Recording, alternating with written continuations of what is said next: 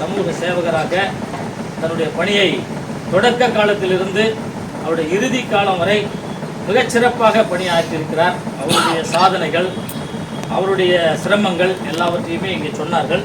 அதில் விடுபட்டது, சொல்ல மறந்த செய்திகளை மட்டும் நான் இங்கே சொல்ல விரும்புகிறேன்.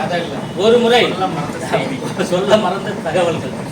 ஒரு முறை அவர் தனுஷ்கோடியில் மிகப்பெரிய ஒரு புயல் ஏற்பட்டது.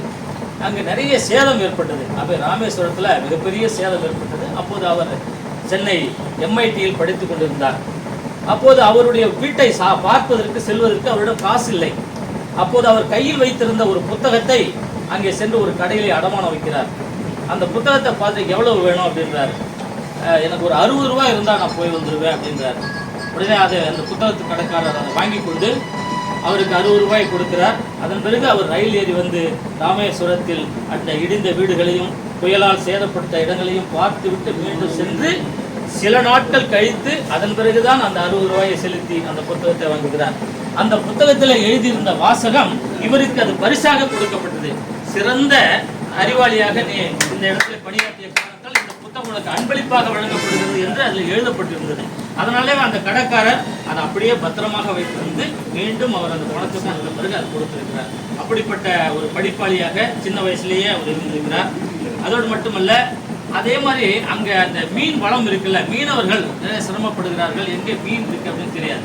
அதனால அடர்த்தியாக மீன் எங்கே இருக்கிறது என்பதை கண்டுபிடிப்பதற்காக ஹைதராபாத்தில் இருக்கக்கூடிய ஒரு நிறுவனத்தோட அவர் தொடர்பு கொண்டு மீன்கள் எங்கே அதிகமாக இருக்கிறது, கூட்டமாக விளைச்சல் இருக்கிறது என்று மீனவர்களுக்கு தகவல் கொடுப்பதற்காக அந்த ஒரு ஏற்பாட்டையும் செய்து கொடுத்திருக்கிறார்.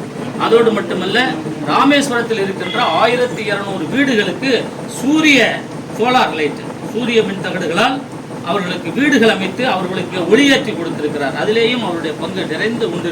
அந்த துறையை சேர்ந்தவர்களை அழைத்து வந்து அவர்களுக்கு அதர்ந்த ஏற்பாடுகளை எல்லாம் செய்து கொடுத்திருக்கிறார்.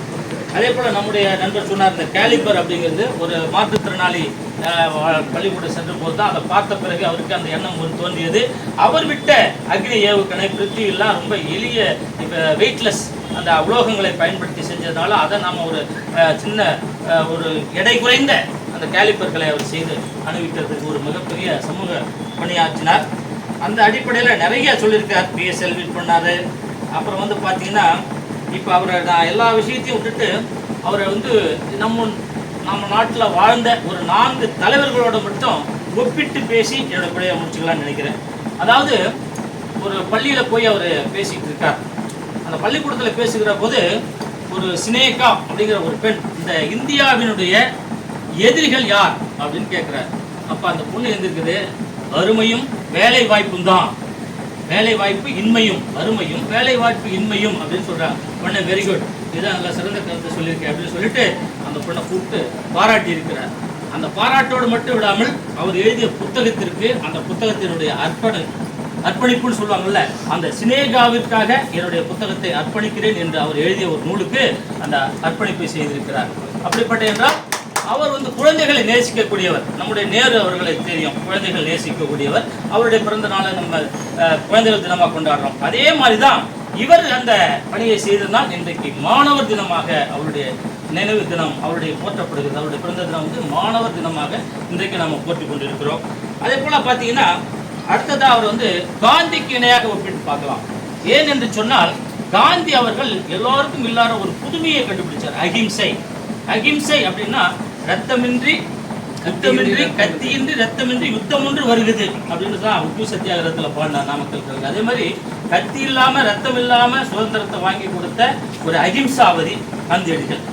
அதே போலத்தான் இவர் என்ன பண்ணாரு, கனவு காணுங்கள்னாரு. மாணவர் சமுதாயத்திடம் கனவு காணுங்கள். ஏனென்றால் இன்றைய மாணவர்கள் கேட்ச் தம் யங், டீச் தம் யங் என்று சொல்வார்கள். ஏன்னா இளமையில் கல் பசுமரத்தான் என்று சொல்வார். இளைஞர்களிடம் அந்த கருத்தை சேர்க்கிற போது ஒரு 20 ஆண்டுகள் பிறகு இந்த நாடு வல்லரசாகும். வல்லரசு என்று சொன்னால் வலிமையான அரசு அல்ல, ஒரு வளர்ந்த நாடாக வர வேண்டும் என்பதற்காகத்தான் அவருடைய பொருள், வளர்ந்த நாடாக வர வேண்டும் என்பதற்காகத்தான் அதை சொல்லியிருக்கிறார். அந்த காரணம் என்னன்னா, இன்றைக்கு பள்ளி மாணவர்கள்ட்ட நம்முடைய கருத்துக்களை சொல்லுகிற போது, அவருடைய எதிர்கால கனவுகளை சொல்லுகிற போது, அவர்கள் இன்னும் 20 ஆண்டுகளில் இந்த நாட்டை 2020 ஒரு வல்லரசு நாடாக ஆக்கி காட்டுவார்கள் என்ற உயர்ந்த நோக்கத்தோடு அவர் அந்த செயல்பட்டிருக்கிறார். அதே போல இன்னொரு உதாரணத்தையும் காந்தியோடு சொல்லலாம். காந்தியடிகளுடைய சொல்லுகிற போது அவருடைய சொந்த வேலையை தானே செய்து கொள்ள வேண்டும், தானே முடியை வெட்டிக் கொள்ள வேண்டும், தானே செருப்பு தைத்துக் கொள்ள வேண்டும் என்று நினைப்பார்கள். அதே போலதான் அவர் ஜனாதிபதியாக அந்த மாளிகைக்கு நுழைகிற போது அங்கே இருக்கிற ஒரு காவலாளி வந்து அவருடைய ஷூவை துடைத்தான், ஷூவை போட்டு விட்டான். உனக்கு என்ன வேலைன்னு கேட்டார். எனக்கு இதுதான் வேலை கொடுத்துருக்காங்கன்னாரு. இன்னைக்கு நாளையிலிருந்து உனக்கு இந்த வேலை இல்லை, நீ போகலாம்ட்டாரு. உடனே ஐயா எனக்கு வேலையே இல்லையான்னு, நாளையிலிருந்து நீ தோட்டத்தில் தண்ணி தெளிக்கிற வேலை தான், பூஞ்செடிகளுக்கெல்லாம் தண்ணி தெளிக்கிற வேலை தான் அப்படின்னு சொல்லிட்டு அவர் இருந்த காலம் வரையும் அவருக்கு பூஞ்செடியில் தண்ணி தெளிக்கிற வேலையை விட்டு ஷூவை தானே மாட்டிக்கொண்டு வந்த ஒரு வரலாறு அவருக்கு உண்டு. எனவே காந்தியடிகள் சொன்னார்ல, அதே மாதிரி அவரும் அந்த சொந்த வேலையை, நமக்கான வேலையை நாமே செய்து கொள்ள வேண்டும் என்ற அடிப்படையில் அந்த உயர்ந்த தலைவர்களோடு அவரை நாம் ஒப்பிட்டு பார்க்க முடிகிறது. அதே போல நம்முடைய வள்ளலாரோடும் அவரை ஒப்பிட்டு பார்க்கலாம். வள்ளலார் என்ன சொல்றாரு? வாடிய பயிரை கண்ட போதெல்லாம் வாடினேன், பயிரில் வாடுவதையே கண்டு வாடிய ஒரு மனிதன். ஆனால் இன்றைக்கெல்லாம் உயிர் பலிகள் நிறைய சாதாரணமாக நடந்து கொண்டிருக்கிறது.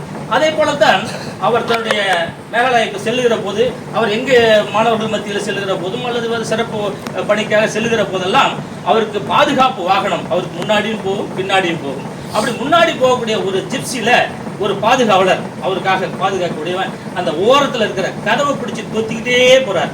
கிட்டத்தட்ட 2 மணி நேரம் அதை கவனிக்கிறார். அதன் பிறகு தொலைபேசிக்குள்ள அந்த தம்பியை உட்கார சொல்லுங்க, வண்டிக்குள்ள உட்கார சொல்லுங்கிறார். ஆனால் அவர் உட்காரவில்லை. அதன் பிறகு அங்கே போயிட்ட பிறகு அந்த தம்பியை வந்து என்னை பார்க்க சொல்லுங்கன்னாரு. அந்த காவலரை வந்து பார்த்தான். வந்து பார்த்த உடனே வெரி சாரின்னு கை கொடுத்தாராம். 2 மணி நேரம் எனக்காக நீ நின்றுட்டு வந்துருக்கு தெரியல, ரொம்ப கஷ்டம்பா, இனிமே நீ அந்த மாதிரி நின்றுட்டுலாம் வர வேண்டாம், தொத்திட்டுலாம் வர வேண்டாம், உள்ளேயே உட்கார்ந்து வந்தா போதும் அப்படின்னு கூடிய அந்த வாடிய பயிரை கண்ட போதெல்லாம்ன்ற போது எதிரி துன்பப்படுகிற போது அது தன்னுடைய துன்பமாக எடுத்துக்கொண்டு எனக்கு அப்படிப்பட்ட பாதுகாப்பை நீ அளிக்க வேண்டாம் என்று சொல்லி அவரையும் தன் வாகனத்திலே நீ உட்கார்ந்து வா, முன்னாடி வாகனத்திலே வா என்று சொல்லக்கூடிய ஒரு வள்ளலார் மனம் படைத்தவராக அவர் இருந்திருக்கிறார். அதே போல பாத்தீங்கன்னா புத்தரை போல அவர் வாழ்ந்திருக்கிறார். ஆசையை அறவே ஒழிக்க வேண்டும் என்பது புத்த கோட்பாடு. அவரும் அதே போலதான் திருமணம் என்ற ஆசையவே ஒழித்தவர். தனக்கென்று எதையும் சேர்த்துக் கொள்ளாதவர், சொத்து சுகம் சேர்க்கவில்லை, வீடு வாசல் சேர்க்கவில்லை.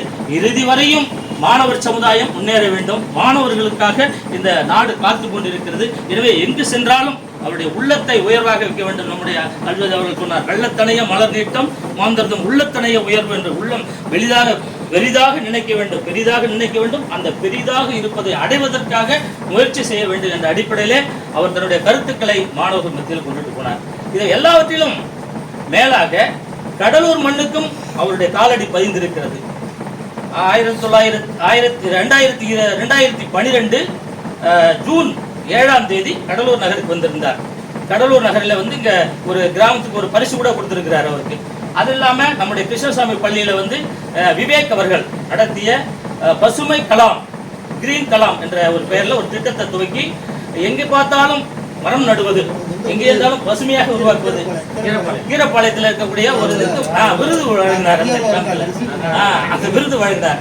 அதன் பிறகு இங்க கிருஷ்ணசாமி பள்ளியில அது நிகழ்ச்சி நடந்தது. அன்றைக்கு விவேக் வந்து அந்த ஏற்பாடு செய்திருந்தார். மிகச் சிறப்பாக அதை ஏற்பாடு செய்திருந்தார்கள். அவருடைய நோக்கம் என்பது ஒரு பக்கம் மனித வளத்தை உருவாக்குவது, இன்னொரு பக்கம் இயற்கை வளங்களை உருவாக்குவது. நம்ம 1 லட்சம், என்னுடைய காலத்தில் 1 லட்சம் மாணவர்களிடையாவது சந்தித்து நான் பேச வேண்டும் என்று இலக்கு வைத்தார். ஆனால் 2 கோடி மாணவர்களை சந்தித்து பேசி இருக்கிறார். அவர் கருத்துக்களை கொண்டு சேர்த்திருக்கிறார். அதே போல 10 லட்சம் மரங்களை, 1 கோடி மரங்களை நட வேண்டும் என்பது அவருடைய கனவு. 1 கோடி மரங்களை. நம்முடைய கடலூர் மாவட்டம் சுனாமியால் பாதிக்கப்பட்ட பிறகு, தானே புயலால் பாதிக்கப்பட்ட பிறகு ரத்னு அவர்கள் இங்கே கலெக்டராக இருந்த போது அவர் இந்த கல்லூரியில வந்து அவரை பேசியிருக்கிறார். அப்போது நம்முடைய விவேக் அவர்கள் அவரை கொண்டு வந்திருக்கிறார். இன்றைக்கு விவேக்கும் இல்லை. அவர் தான் பசுமை கலாம் என்ற திட்டத்தின் அடிப்படையில் இங்க லட்சக்கணக்கான மரங்களை நட வேண்டும். அதுவும் கடலூர் மண் வந்து நிறைய மரங்களை இழந்திருக்கிறது தானே புயலின் அடிப்படையில். அதன் அடிப்படையில் அதை நிறைவு செய்வதற்காக 1 லட்சம் கன்றுகளை நட வேண்டும் என்ற ஒரு இலக்கை நிர்ணயித்து நட்டார்கள். எனவே நாடு வளம் பெறுவதற்கும் இந்த நாட்டிலே ஒரு நல்ல சுபிட்சமான காற்று, அதாவது ஆக்சிஜன் கிடைக்கும், அதுக்கானதையும் மக்கள் வளத்தையும் மனித வளத்தையும் உருவாக்க வேண்டும் என்பதற்காக கலாம் உழைத்தார், கனவு கண்டார். அந்த கனவை மாணவர்கள் மத்தியிலே கொண்டு சேர்த்தார். அதையும் இன்றைக்கு பின்பற்றி அவரை இன்றைக்கு நாம் போட்டி கொண்டிருக்கிறோம். நம்முடைய மனித சமுதாயம் வாழுகிற வரை அவரும் மனித இதயங்களிலே வாழ்ந்து கொண்டிருப்பார் என்று கூறி வாய்ப்புக்கு நன்றி கூறி விடைபெறுகிறேன்.